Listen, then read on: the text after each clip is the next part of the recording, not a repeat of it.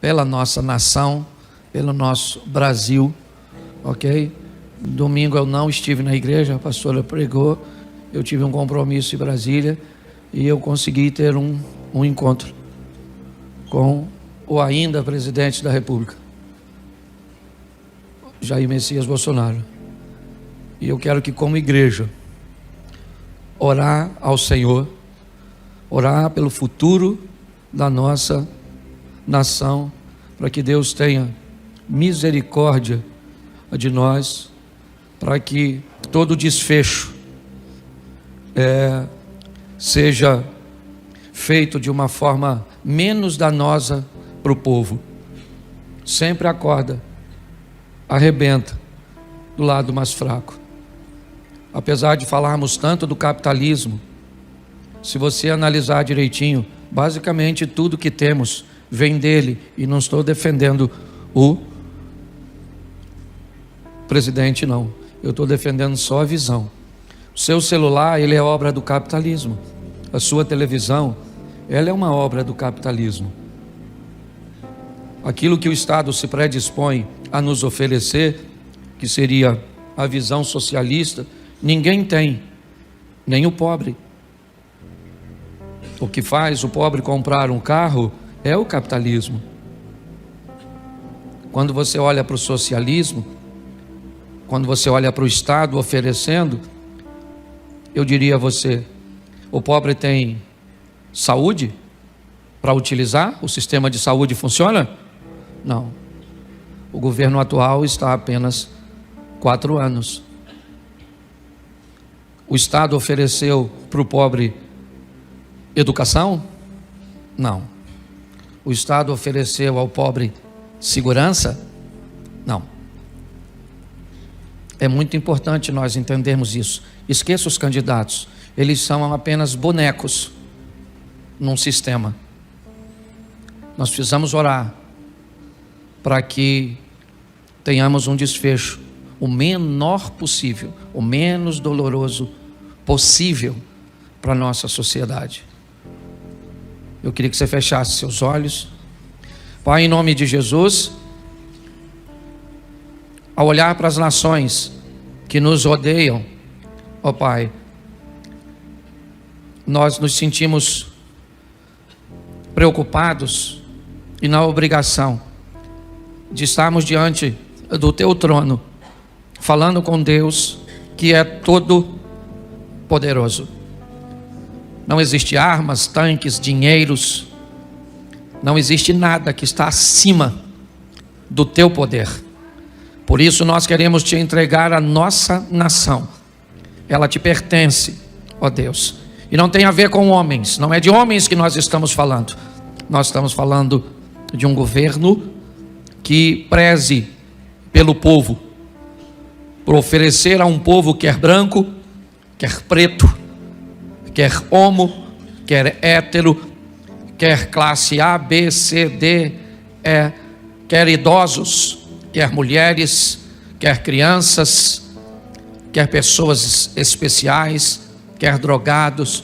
O que nós queremos é um Brasil melhor para todos, ó Deus. E pedimos que o Senhor olhe por nós, porque nós conseguimos ver um futuro que não é tão longo, mas o Senhor não tem perspectiva de futuro. O Senhor sabe a realidade. Então toma o Brasil em Tuas mãos e tudo aquilo que está para acontecer. Tem misericórdia de nossas famílias, tem misericórdia, ó Deus, do Teu povo. Te damos graças por tudo, pelo poder do nome de Jesus. Você pode dizer amém? Amém. Glória a Deus. Abra a sua Bíblia. Eu quero fazer uma reflexão com vocês. Eu tenho falado nos últimos cultos, basicamente todas as vezes, sobre construir relacionamentos fortes. E uma das coisas que tem me motivado a abordar logo de início é o fortalecimento da individualidade. A capacidade que as pessoas têm de estabelecer um domínio próprio, um controle de suas emoções, se tornar o máximo possível senhor delas e não escravo dessas emoções.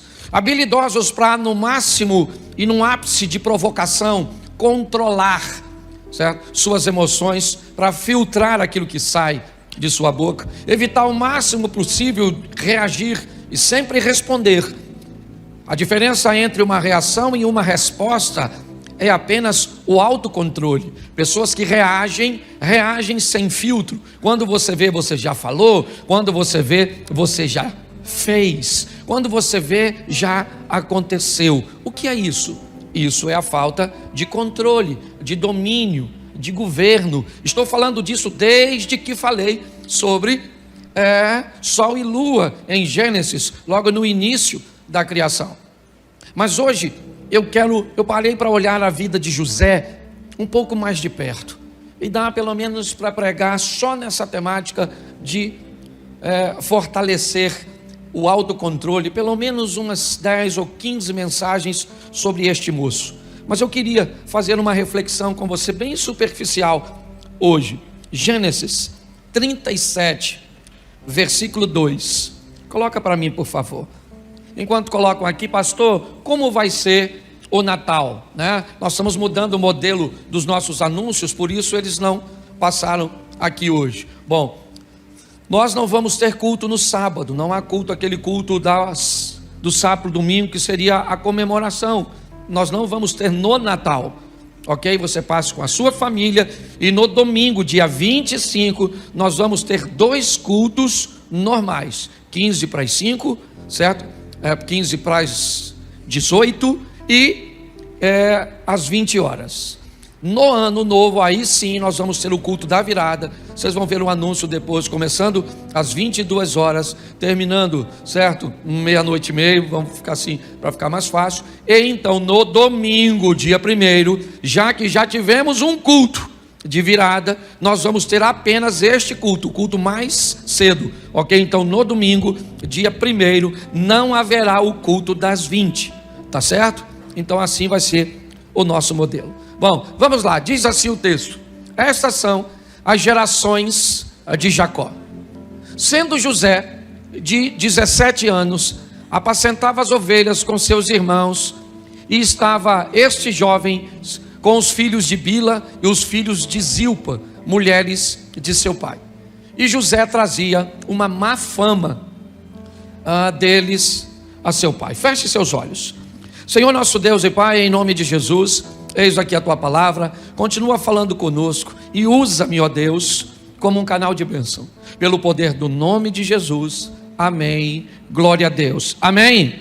Bom, nós temos algumas informações muito importantes nesse texto, acerca desse personagem bíblico, um dos grandes homens da Bíblia num todo, mas principalmente no Velho Testamento ou no Antigo Testamento. José é um cara extraordinário. Nesse versículo aqui, nós temos diversas informações. A primeira é quando a história dele entra em cena, quando as coisas começam a acontecer na vida de José. É muito precoce, é muito cedo. Quando nós olhamos a cultura cuja qual ele está inserido, um homem se tornando, e tomando a maioridade, numa idade mais avançada, ok? Nós vemos que aos 17 anos de idade, as coisas começam a acontecer na vida deste rapaz. 17 anos, ele já tem por profissão o pastorado. Ele é pastor de ovelhas. É importante observarmos que nessa ocasião, ele é o filho mais novo. Ele está ao lado das referências. Seus irmãos, todos mais velhos, encabeçados por Rúben, certo, que é o primogênito de Jacó. É importante entendermos que José já nasce num ambiente estabelecido, e ele não é muito bom. Nós vemos esse texto terminar que há uma má fama, há um comportamento incorreto.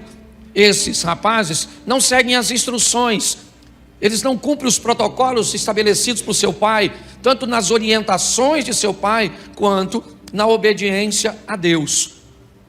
Ou seja, a história de José, ela talvez esteja bem colocada hoje para nós, onde as coisas estão começando cedo demais, onde cedo demais precisamos tomar as responsabilidades de nossos atos, talvez não as obrigações. Porque a minha geração, ela se fortaleceu de uma tal forma que ela facilitou a geração de vocês. Vocês não sabem o que é comer carne uma vez por semana, certo? Vocês não sabem o que é não ter acesso a um Danone, a um sorvete, a uma Coca-Cola. A geração de hoje não sabe o que é isso. Provavelmente aqui quase todo mundo come carne quase todo dia. Pode não ser a melhor carne do mundo, mas é. Tá certo? Você tem muitas coisas que a nossa geração anterior construiu e ofereceu a vocês. Mas inevitavelmente vocês têm que lidar com as responsabilidades das ações. As referências estão aí. É importante você olhar isso. E cabe a você definir o que você vai copiar, o que você vai modelar, como você vai se comportar. Porque as referências estão aí, boas e ruins, perto e longe. Sempre estiveram. É importante você entender que esse camarada é o filho mais novo, que está olhando para uma equipe de nada mais, nada menos, 10 irmãos. Ele é o 11º, Benjamim ainda vai nascer, e Diná, uma menina. Então 10 rapazes precedem José, com um comportamento incorreto, com uma postura que não é das melhores, influenciando um garoto ainda em formação, de 17 anos, trabalhando junto com este garoto. Ou seja, José, ele vai conviver neste ambiente de corrupção, neste ambiente tóxico, com 17 anos de idade. Talvez isso deformaria você, talvez isso criaria problemas para você, mas para ele não. Ele conseguiu sobreviver às referências negativas. Porém, José não é perfeito como ninguém. José tem uma postura que talvez não seja uma postura muito legal. É muito legal nós falarmos da má fama dos outros, mas neste versículo eu também encontro algo que me dá direito a não falar tão bem de José assim. A sua postura de denúncia. Nesse texto nós já vamos começar a descobrir que os irmãos também têm motivos para não gostar dele, porque ele é alguém que leva a fofoca, ele é alguém que leva informações negativas.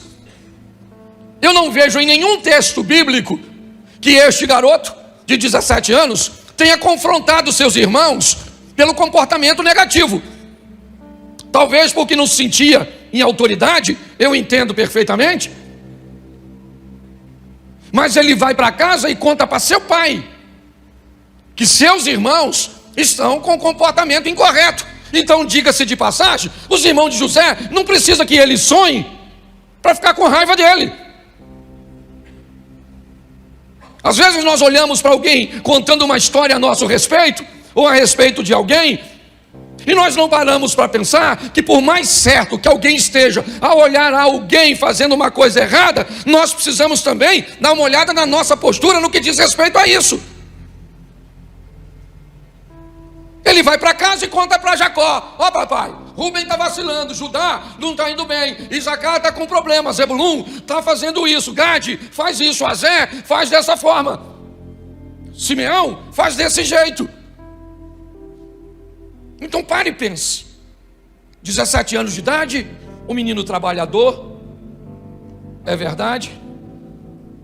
As referências são seus irmãos, elas não são boas, e sua postura é uma postura de denúncia. Ele é aquele tipo de gente que não aguenta ficar quieto se vê alguma coisa de errado.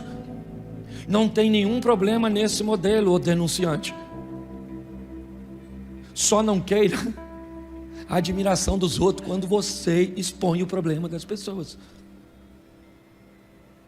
Tá certo? Não estou dizendo que você está errado de falar.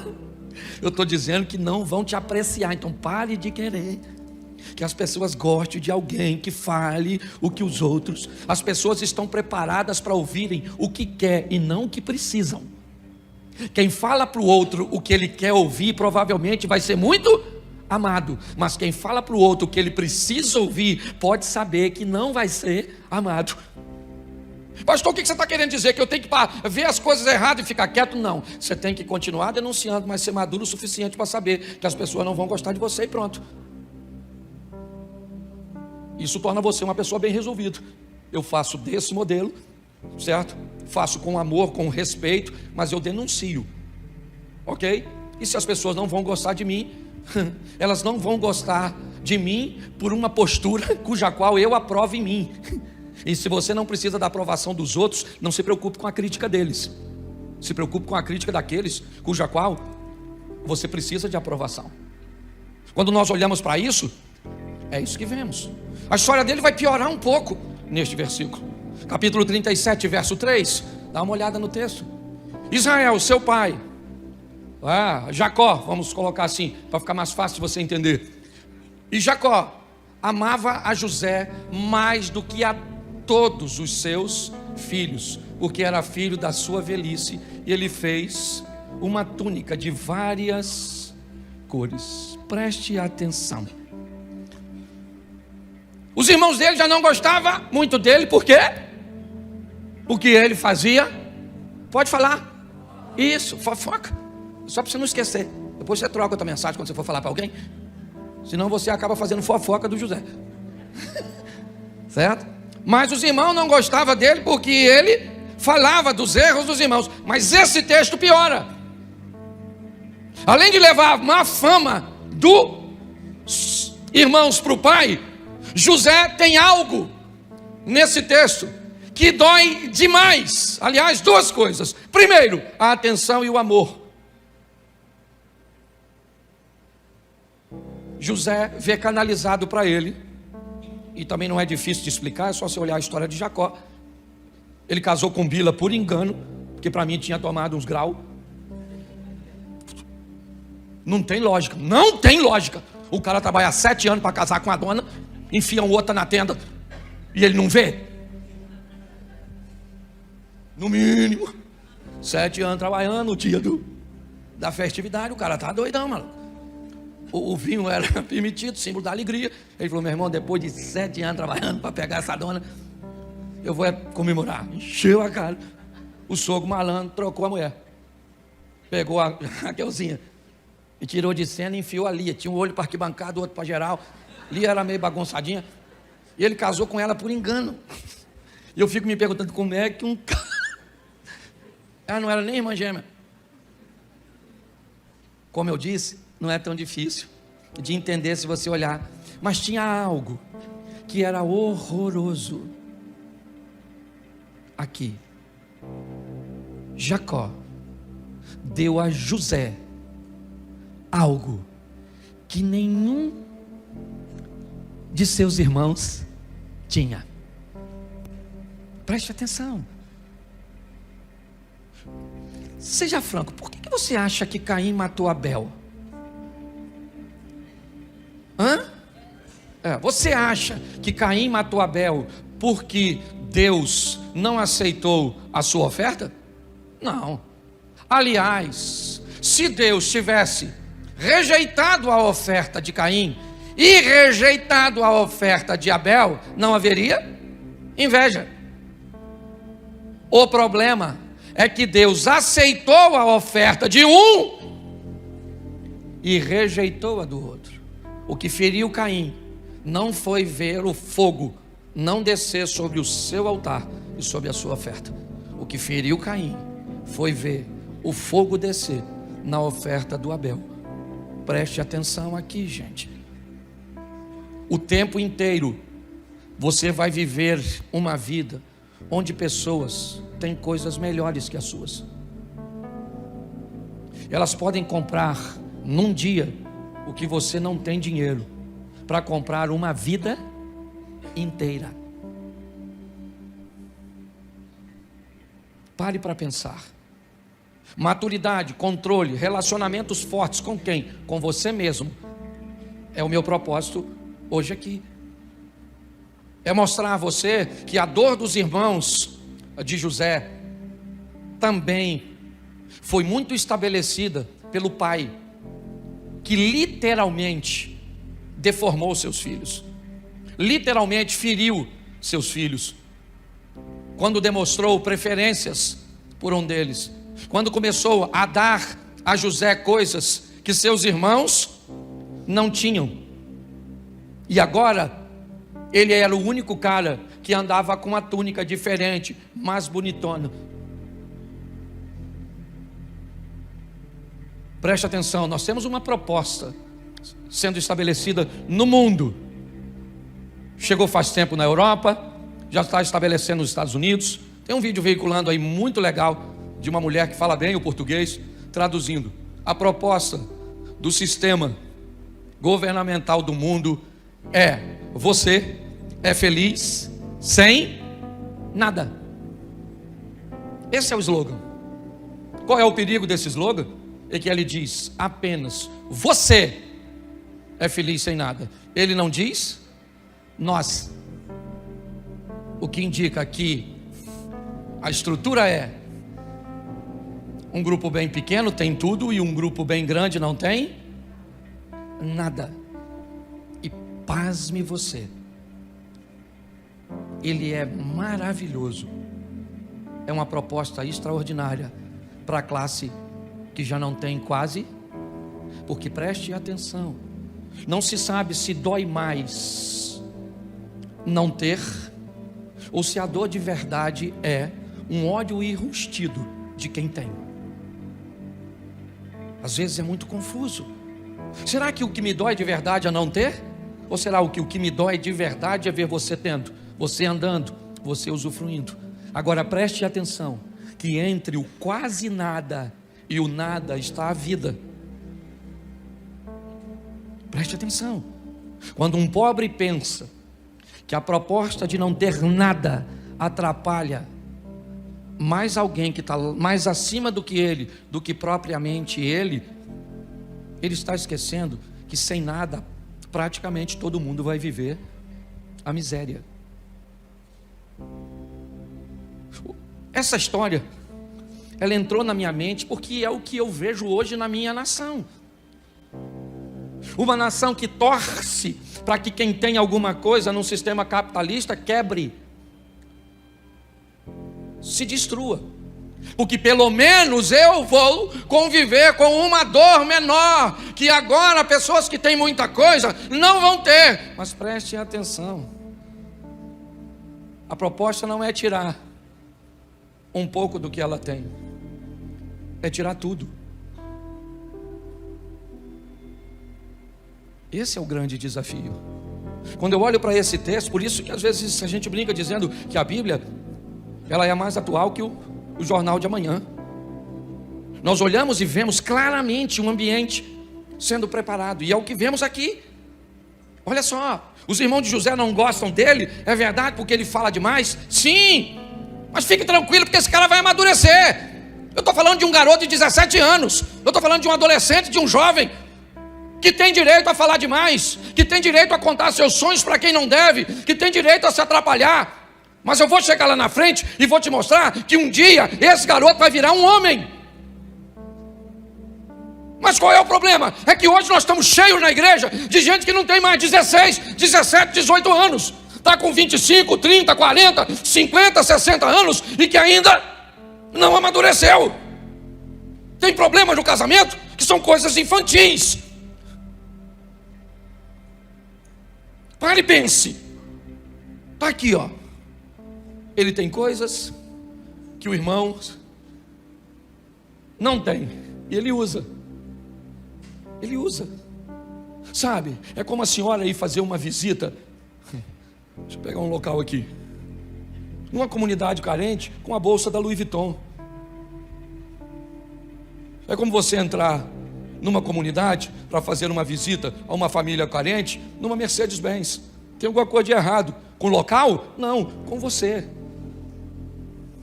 Nós precisamos saber para quem mostramos as coisas. Boa parte das pessoas que vivem ao nosso redor não são capazes de digerir o que nós temos, o que nós somos capazes de fazer.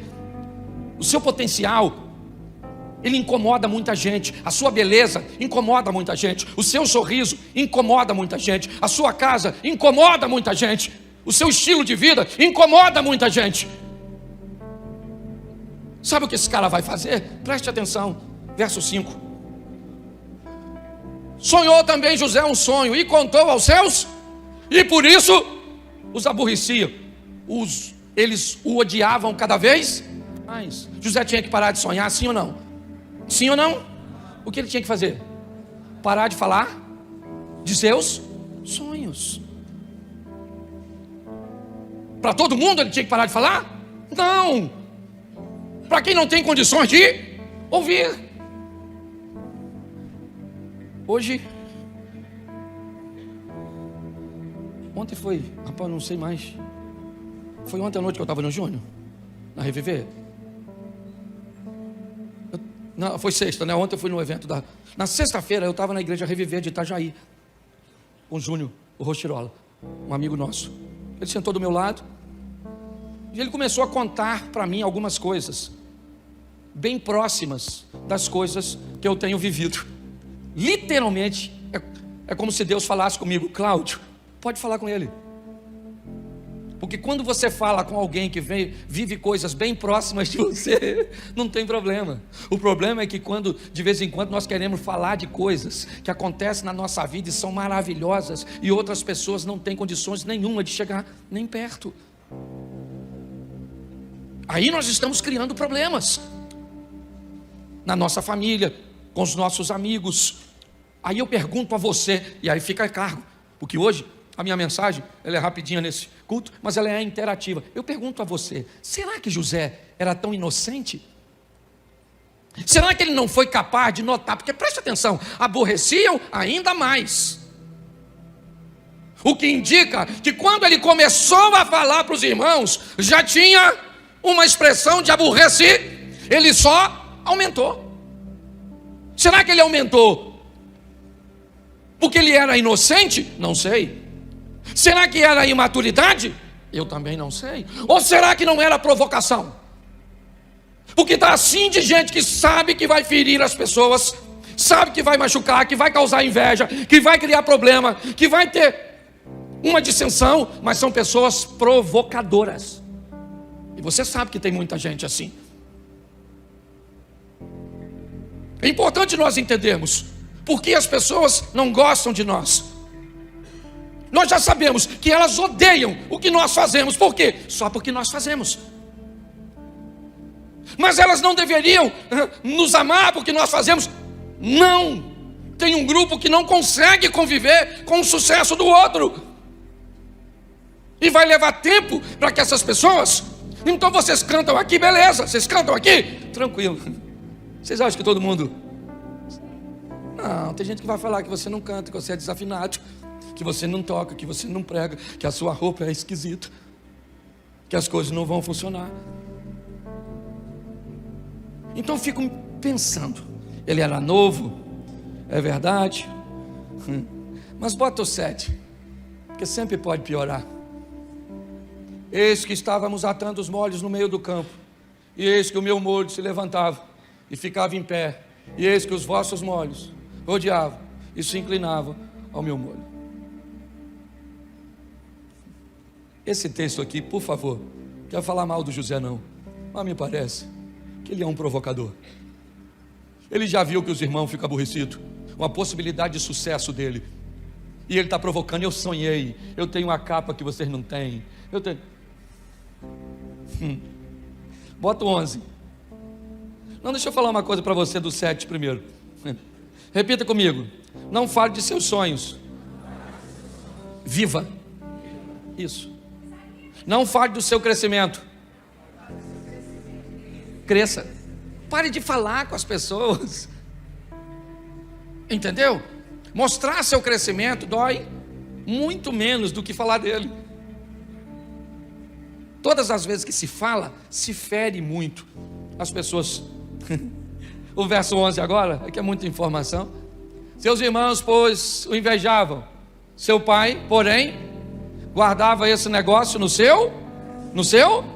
Pois é. José continua sonhando, sonha que sol e lua e as estrelas se inclinam perante ele, continua contando para seus irmãos, certo? Seus irmãos o invejam cada vez mais, ok? Seu pai guarda o silêncio. Jacó é aquele cara que não entende, mas não questiona. Ele está na dele. Provavelmente o que Jacó está vendo é que há uma promessa que começou em Abraão, que passou por Isaac e que chegou nele, mas quando ele olha para frente, ele não consegue ver os seus filhos, com a posição que tem, com a vida que tem, poderem alcançar o projeto que Deus tem. Porém, apesar de serem filhos descompensados, filhos imorais, pessoas com comportamento incorreto, eles são filhos. Então ele guarda no coração e fica só observando. Verso 12. E seus irmãos foram apacentar o rebanho do seu pai junto a Siquém. Preste atenção. O mesmo pai, a mesma profissão, o mesmo Deus, o mesmo período. Esses rapazes têm tudo igual. Aliás, se tem alguém para levar desvantagem nessa história, esse alguém é José. Porque eu não posso dizer que José prosperou porque trabalhava mais que seus irmãos. Não. Quando ele encontra com os irmãos são trabalhadores. Eu não posso dizer que Jacó financiou José e não financiou seus irmãos, porque a única coisa que ele tinha de diferente de seus irmãos era uma capa. Eu não posso dizer que José foi para as campinas de Jordão e seus irmãos foram para o deserto do Negueve, porque não foi isso que aconteceu. Mas José vai descobrir agora, através de seus irmãos, algo poderosíssimo. A hora de ir embora, a hora de sair de perto. Chegou o momento em que não dá mais para ele. Se ele continua ali, seus irmãos vão matá-lo, porque José é um cara que vai romper. Se não romper no Egito, ele vai romper onde ele está. Se Jacó não botar a mão sobre ele, ele vai romper, porque José foi um cara que resolveu viver o que Deus tinha para ele. Ele é vendido pelos seus irmãos. Preste atenção. Ele é vendido pelos seus irmãos e não é morto. Ele não morre porque Deus não deixa. Mas às vezes, irmãos, muito pior do que te matar é ferir seu coração. E nada fere mais uma pessoa do que ser vendido e humilhado por aquelas pessoas que deveriam te proteger, deveriam guardar você. Agora ele vai embora de cabeça baixa, como um escravo na mão de midianitas.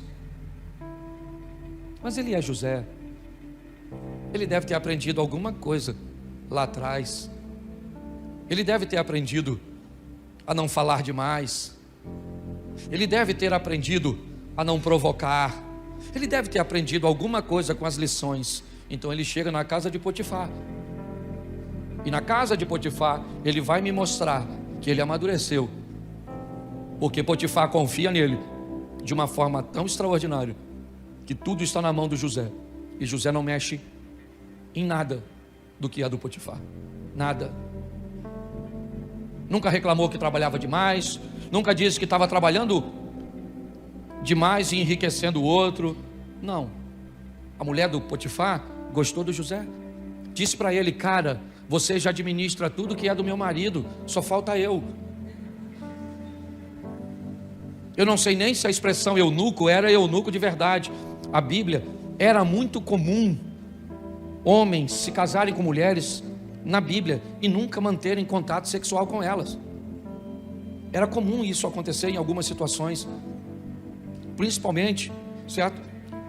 Quando tinha recurso. Ele era um eunuco, uma expressão também utilizada, certo? Para alguém que foi castrado. Eu não sei. Eu sei que a mulher está de olho no José. E você acha que José não pegou aquela mulher por quê? Por causa de seus princípios. Eu fico pensando se fosse Rubem, Simeão, Mas José não pegou. E mais do que não pegar, ela falou para o marido que ele agarrou ela. Se fosse o José de 17 anos, sabe o que o José teria falado? Potifar? Peguei não, cara. Peguei não peguei porque não quis. Porque ela está dando em cima de mim, dando mole, essa vadia. Ele falou alguma coisa? Ele falou alguma coisa? Porque ele amadureceu, ele calou a boquinha dele. Ele foi para a cadeia de boca fechada. O cara é maduro. Na cadeia ele não sonha, mas interpreta sonhos dos outros. Quando os irmãos chegam, ele descobre que tem gente que não cabe na sua vida lá atrás, quando você está crescendo, mas que vai voltar depois que você já estiver grande. É assim que funciona. Quando os irmãos pensam que agora as coisas vão acontecer, e preste atenção, quando José vê seus irmãos chegando para fazer compra pela primeira vez, o que ele faz? Você lembra? Acusa seus irmãos de espionagem e manda prender os caras. Porque quando José viu os irmãos, ele lembrou da cisterna, ele lembrou de toda a perseguição, porque ele era agente. José sentiu raiva, ele mexeu na memória e não gostou do que a memória trouxe para ele. Ele se aborreceu, porque você também tem direito de se aborrecer, porque você também tem direito de olhar para seu passado e descobrir que lá atrás você viveu coisas. E saiba de uma coisa, Deus nunca vai apagar isso de você. Você quer esquecer quando alguém abusou de você? Não vai. Você quer esquecer quando alguém traiu você? Não vai. Porque é para você lembrar que apesar de tudo que te fizeram, Deus te manteve vivo, Deus te manteve de pé. Então não peça cura de algo que Deus não vai te curar. Ele mexe na memória, viu, lembrou, a raiva subiu. Ele pegou os irmãos e diz: vocês me jogaram numa cisterna porque não tinham uma prisão, mas eu tenho, é para lá que vocês vão. E lá na prisão, os irmãos estão encarcerados. E José começa a conversar com ele mesmo. E quando ele começa a conversar com ele mesmo, ele começa a se perguntar: se esses caras não tivessem me vendido para cá, eu seria quem sou hoje? Será que foi exatamente eles tentaram me fazer o mal, mas Deus transformou o mal em... Aprenda uma coisa: Jesus encontra com Judas e diz: amigo, lembra disso? A que vieste? Pedro está conversando com Jesus e Jesus disse: para trás de mim, Satanás. Querido, deixa eu fazer uma pergunta para você: quem é que tinha Satanás? Judas ou Pedro?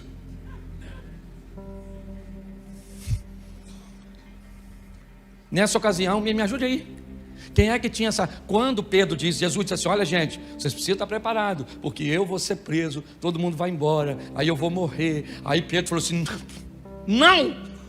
não aceito isso. Quando Pedro diz isso, Deus está nele ou está nele uma influência? Estou falando possessão, estou falando opressão, influência. Por que Jesus chamou Judas de amigo? Você sabe? Porque para Jesus e para Deus, todas as pessoas que te aproximam do seu propósito não são seus inimigos, elas são seus amigos. Não interessa. Eu tenho um primo que há muitos anos atrás, Tizeca, a mãe dele foi viajar e ele levou um grupo de amigos para a casa dele para beber. Os amigos assistindo o jogo bêbado. Na época aquelas televisões grandes, 29 polegadas, aquela, na época era top. O copo de cerveja virou. E aí queimou a televisão. Quando minha tia chegou, expulsou ele de casa. Ela estava no limite. Ele foi para São Paulo, morar uma época lá, e lá recebeu uma oportunidade extraordinária da filha dele, da vida dele. Ele foi trabalhar numa multinacional e ficou muito bem lá. O que ele fez depois é a responsabilidade dele. Mas quando a mãe dele botou ele para fora de casa, parecia ser mal, não, sim ou não? Mas eu fui diversas vezes quando ele morava em São Paulo. Ele vivia uma vida extraordinária lá. Quando alguém faz algo com você que te aproxima do propósito que Deus tem para você, as coisas mudam. 3 dias foram o suficiente para José fazer a leitura. Manda soltar os irmãos. E depois você lê, porque tem uma tradução que me encanta. Ela diz: e José falou ao coração dos irmãos. Calma, gente. Vocês não me venderam, vocês são parte do processo. Deus usou vocês, olha só, Deus usou vocês para me vender, porque Ele sabia que tudo isso ia acontecer. Então vocês não são meus inimigos, vocês são parceiros daquilo que eu estou vivendo hoje. Sabe o que é isso? Maturidade. Eu trabalhei numa empresa durante 12 anos, e um belo dia, um cara que eu sequer conhecia entrou na minha sala e me mandou embora. Eu botei o que eu tinha numa caixa, enfiei dentro de um Gol bolinha que eu tinha. Meus filhos nasceram quando eu trabalhava lá. Foi o marido de Luzia, Armindo, um homem extraordinário, um dos caras mais fantásticos que eu já conheci na vida. Ele tinha saído da empresa e pediu para que eu ficasse no lugar dele, e esse cara me mandou embora, um tal de Marcelo. Eu lembro do dia que ele me mandou embora. Juntei tudo, vim para casa. Passei na casa de um amigo meu ali, chorei. Tinha medo de falar para ela que eu tinha sido mandado embora. Eu queria encontrar esse cara de novo, porque esse cara é um príncipe, bicho. Pensa num cara extraordinário. Porque se ele não tivesse, esse dia eu fui lá na empresa, passei lá que eu tinha que resolver um negócio. É um túnel do tempo. Se eu tivesse lá, esse Marcelo, eu tenho que beijar ele. Até quando eu vejo outro Marcelo, cadê o Marcelo da Renata dali? Quando eu vejo qualquer Marcelo, eu falo, vem cá, já que eu não posso. Então eu vou falar uma coisa com você. Construa um relacionamento forte com você mesmo. Eu já vou estar falando sobre estabelecer relacionamentos fortes com Deus, com outras pessoas. Mas quanto mais forte você estabelecer um relacionamento com você, 1000 irão ao teu lado, 10.000 à tua direita, e você não será atingido. Apenas com os seus olhos verás. Então força. Fique de pé. Pastor, eu queria ser membro daqui, conhecer vocês melhor. Atrás daquela câmera tem uma sala, você pode dar um pulinho lá, ok? Saber mais informações a nosso respeito. Se você quiser aceitar Jesus hoje, vai ter alguém lá para orar por você. Se você quiser apenas uma oração, saber quais são os dias de culto, como participe, você pode ir lá. Feche seus olhos. Pai, muito obrigado por esta noite, que possamos levar esta palavra no nosso coração e entender que o começo pode envolver imaturidade, impulsividade, provocação e tantas outras coisas, ó Pai, negligência.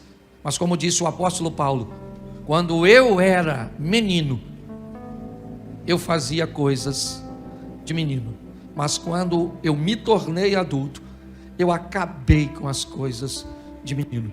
Leva-nos aos nossos lares, à nossa vida, ao cotidiano, para vivermos tudo aquilo que o Senhor nos tem ensinado aqui. Que uma vida autônoma, um relacionamento entre nós e Deus. Nos relacionamos com os outros porque amamos e desejamos, mas somos independentes, não dependemos dos outros. Se os outros fizerem, eu não preciso fazer.